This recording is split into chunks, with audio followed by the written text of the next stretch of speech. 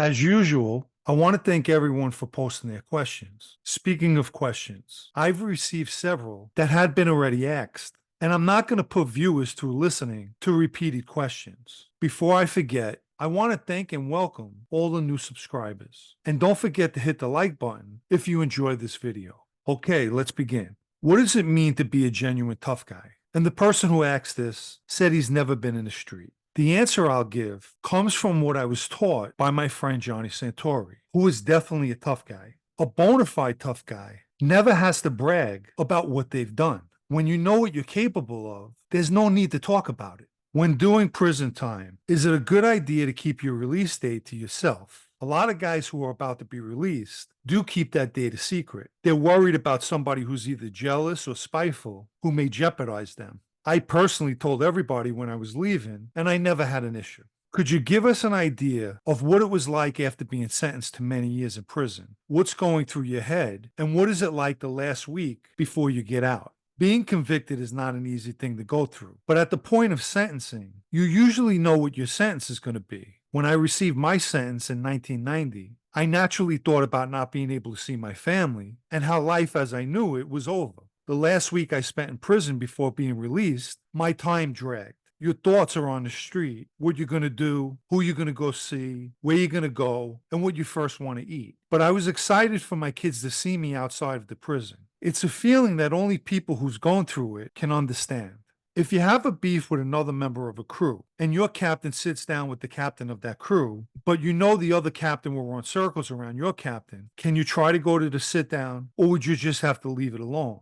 How would you play it? First of all, the only time your captain has to get involved is if you are incapable of handling things yourself. As a friend, you have every right to defend yourself. In my situation, being that my captain was Big John, most of the captains could run circles around him, so I did my best to handle any issues without getting him involved. Did your time in prison help you get into the Lucchese family? If you open up a legal business that conflicts with another family's legal business, how is it determined who gets to remain open? If an associate is doing business with two families and isn't on record with either, what happens if both claim him? Prison time doesn't make a family want to induct a person. Is the fact that a guy who served time taken into account? Yes, of course. But it's more about how you carry yourself and how you're viewed.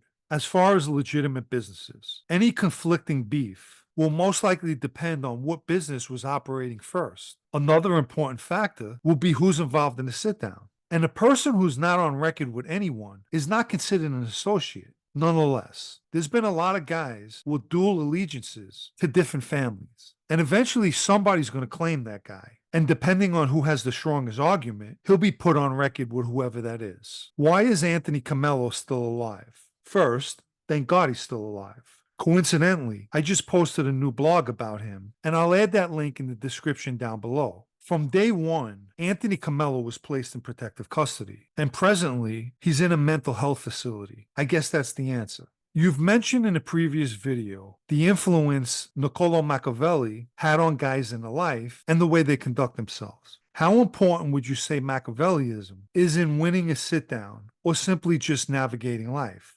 I honestly don't remember saying Machiavelli influenced guys and their way of doing things. Most guys who've done time have read his book. A lot of guys in their life do have Machiavelli ways because they're naturally underhanded. As far as sit-downs, no book, including The Prince, is going to help you. You either know how to speak and are strategically smart, or you're not.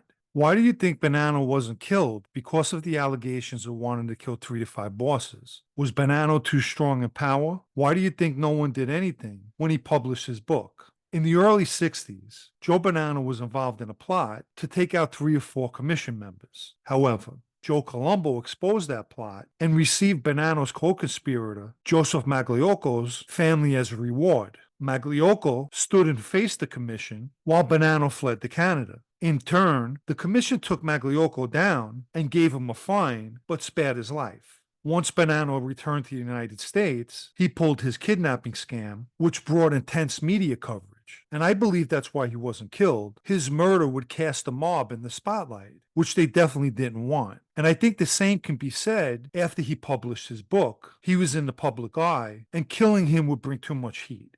Who do you see as the top three all-time greatest mob defense attorneys for the American Mafia? And who are the three worst? As far as great attorneys, number one would be Jerry Shargell. But guys like Barry Slotnick, Jeffrey Lichman, John Pollock, William Kunstler, and there are so many more good defense attorneys. One of the worst and most overrated lawyers is Gerald McMahon.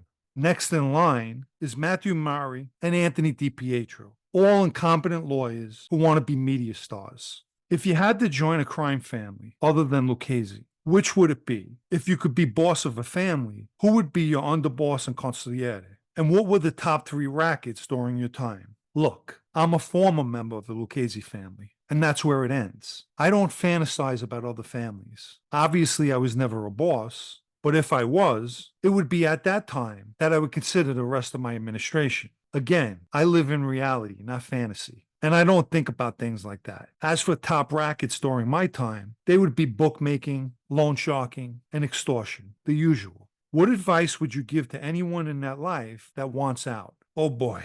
My advice would be start saving money, a lot of it. Put a plan in place, possibly look into buying property, specifically in an area where most people don't even know what the mob is. And naturally, put that property in somebody else's name. When you feel it's your time to leave, destroy your phone and get a new one, again, not in your name. And do yourself a favor. Stay away from New York, New Jersey, and Florida.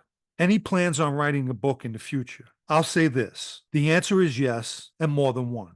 Let me quickly mention the Super Thanks option found in the three-dot dropdown underneath this video for anyone who'd like to show appreciation for videos like this. And for the last question, neighborhoods like what you grew up in barely exist anymore. Did your old neighborhood help shape your character to that life? And is the lack of those neighborhoods nowadays part of the reason many of the younger people in that life now lack character? Good question. I believe neighborhoods like Ozone Park and Howard Beach definitely produce certain characters. It's funny. I always say my life would have been much different had I grew up in Long Island. While we're growing up, our environment has a lot to do with the way we act and at times, even the way we think. So the answer as to characters lies in the different eras. For instance, I grew up in the 70s and 80s, very different times than the 90s and the 2000s. Back then, there was a lot more respect, whereas now, people don't even have self-respect.